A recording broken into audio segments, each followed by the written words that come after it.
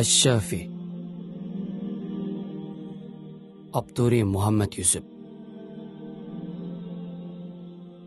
Birər ağrıqdan dərdlənib atamsız. Cismani yoki ma'naviy kasalliklaringizdan xalos bo'lishni xohlamsiz. Haqiqiy shifoliq izlab atamsız. Undaqda Alloh taolaning Ash-Shafi degan muborak ismi bilan tanishib chiqing. Onunğa bo'lgan iymoningizni kuchaytiring.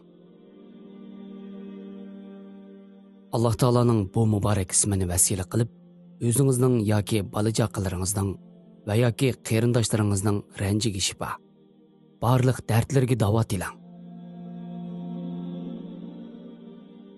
Navoda Alloh taolo sizga va siz uningdan shifoliq tilgan kishilaringizga o'zining Ash-Shafi degan muborak ismi bilan muomala qilsa, kasaldan asar qolmaydi. Chunki Alloh taolo kasallikni sog'uvchi, uning shifosini, shifo tepishning sabablarini yaratquchi va xohlagan chaqda sabablardan behojat qiluvchi zotdir.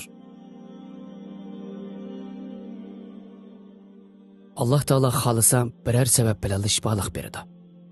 Xohlasa eng oddiy sabab bilan shifoliq beradi. Xohlasa sababsiz shifoliq beradi. Xohlasa qilingan sadiqaning yuzsidan shifoliq beradi. Xohlasa tavba istig'borning sababi bilan shifoliq beradi. Xohlasa ibodat va duolarning soyasida shifoliq beradi. Xohlasa banda hech qilmasimi o'z bazlidan shifoliq beradi. Chunki Alloh taolo shifoliq berguchidir.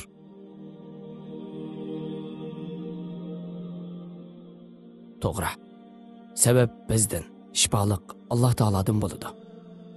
Alloh taolo shifoliq berishni xohlamasa, dunyoning barliq sabablari hech bir ishga yaramaydi. Kasallarni Alloh taolo saqaytishni xohlamasa, dunyoning eng usti doktorlari saqaytamaydi. Alloh taolo saqaytishni xohlasa, har xil sabablar bilan yoki hech bir sabab qilmasdan saqaytadi. Biz har qanday bir kasaldan saqayish uchun sabab qilishga buyurilgan. Sabab qilish dunyoning qonuniyati va Alloh taoloning amri. Kasallar normalda doktorga ko'rinish va davolanish bilan saqaydi. Ammo ba'zi kasallar duo bilan, ba'zisi sadiqa bilan, ba'zisi tavba istig'for bilan saqayib qoladi.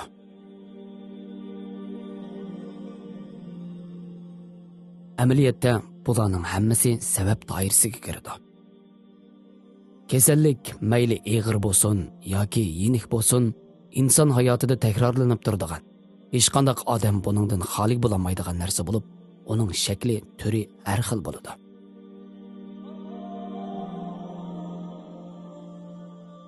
Insondagi eng chong yo'qotish o'lim bo'lsa, takrorlanib turadigan kichik yo'qotish kasallikdir. Chunki o'lim jondan ayrilish bo'lib, bu dunyodagi hayotlik sahnasidan butunlay yo'qolishdir. Ammo kasallik maqdurdan ayrilish bo'lib, asliga kelish ehtimoli ko'p bo'ladi.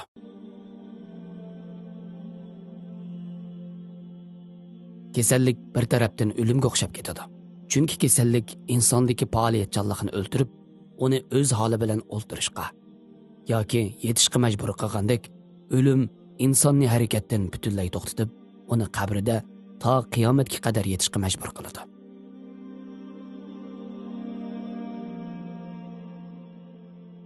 İnsonning beshidan o'tadigan nurg'un ishlar o'limga o'xshab ketadi. Masalan, uyqu, kasallik degandek. İnsonning beshidan o'tadigan har bir hayot bosqichi bizga o'limni eslatadi. Masalan, yoshlik bolalikning o'lganligini, qarilik yoshlikning o'lganligini eslatadi.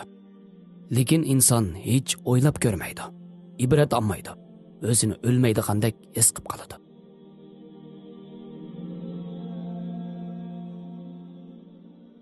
Kasalni sog'uvchi Alloh taolo va uningdan shifoliq berguchimi Alloh taolodir. Alloh taoloning kasallikni iroda qilishida ko'plagan hikmatlar va sabablar bo'lib, shularning biri insonning o'z ojizligini his qilishi va yaratquchining qudratiga qoyil bo'lish uchundir.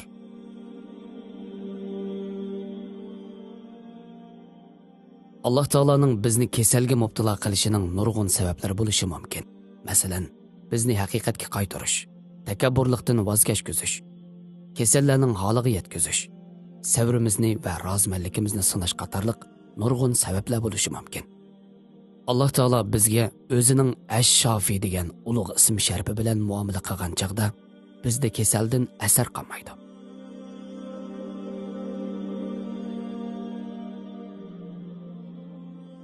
Payg'ambar alayhissalom kasallaringlarni sadiqa bilan davolanglar deb ko'rsatgan.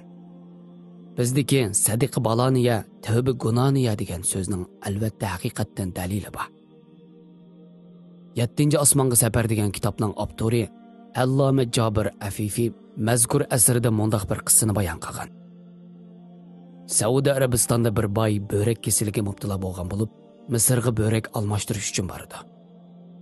Misrning ma'lum bir doktorxonasida yotdi va bir qizning börekini selishga kelishdi. Börak almashtirish operatsiyasi boshlanishdan burun heliqi boy börekini sotmoqchi bo'lgan qizni ko'rishni talab qildi. Natijada qiz uning huzuriga olib kirildi. Qiz amdil 18 yoshga kirgan bo'lib, boy uningdan nima uchun börekini sotadiganligini so'raganda, qiz "Mening yetim uka-sing'illarim bor. Ularning universitetga kirishi va o'qishini davomlashtirish uchun pulga ehtiyojimiz bor edi" deydi.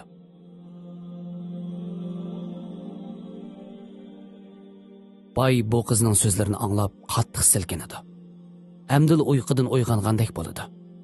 Börak almashtirishdan voz kechdi va qat'iy niyatga kelib, operatsiyani to'xtatishni va börak almashtirish uchun kelishgan 100 ming riyal pulni bu qizga berib etib, darhol Saudiya Arabistonga qaytishni aytdi. Boyning bolalari qattiq qarshilik ko'rsatib tursa-mu, boy o'zining so'zidan yonmay qaytib ketdi. Aradan xeyli vaqt o'tgandan keyin boy doktorga ko'rinishga bordi. Tekshirish natijasida boyning böbreki qaytadan ishlashga boshlagan bo'lib chiqadi. Doktorlar buningga ishonmay qoldi. Chunki ular boyni böbrek almashtirishga tavsiya qilgan va böbrekning qardan chiqqanligini analizlar bilan bildirgan doktorlarning o'zi ekan.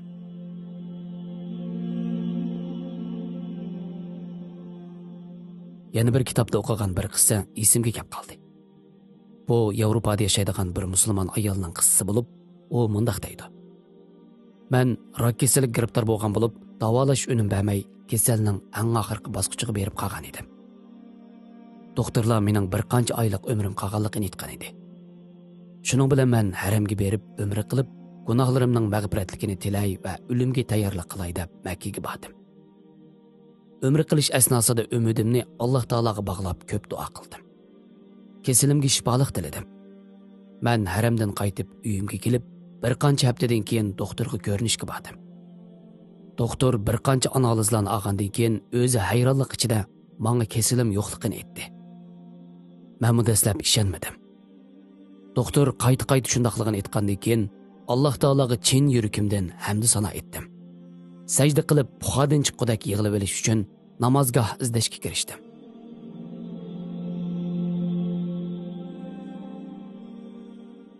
Alloh taolo Ash-Shofi degan muborak ismi bilan muomala qilganda sababga o'rin qolmaydi. Chunki Alloh taolo u chaqda sababni amaldan qoldirgan bo'ladi. Shunga siz chin qalbingizdan ya Alloh, ya Shofidan hayotingizda qilgan unutilmas yaxshi amallaringizni vasila qilib Alloh taologa yalvoring.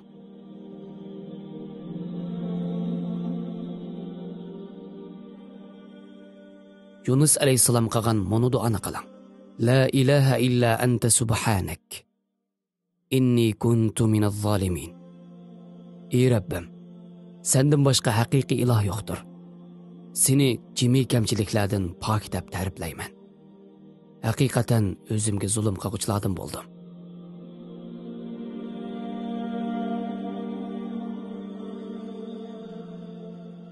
Ayyub alayhissalom qilgan mana duoni qiling. Anni massani ad-durru wa anta arhamur rahimin. Haqiqatan meni bala, ya'ni qattiq kasal o'rib oldi. Sen eng marhamatliksan.